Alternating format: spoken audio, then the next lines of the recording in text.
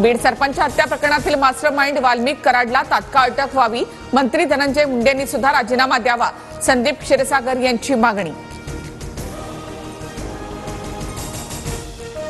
बीडमध्ये निघणाऱ्या मोर्चामध्ये शरद पवार सहभागी होणार.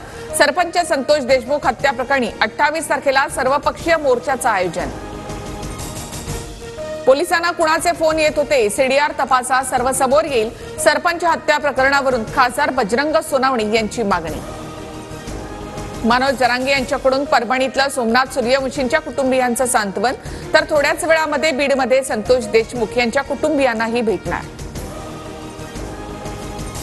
बीडमध्ये कैलास फडवर गुन्हा दाखल, हवेत गोळीबार करतानाचा फडचा व्हायरल व्हिडिओ. अंजली दमानिया यांनी ट्विट केला होता. कैलास फड वाल्मिक कराडच्या गँगमध्ये असल्याचा दमानिया यांचा आरोप.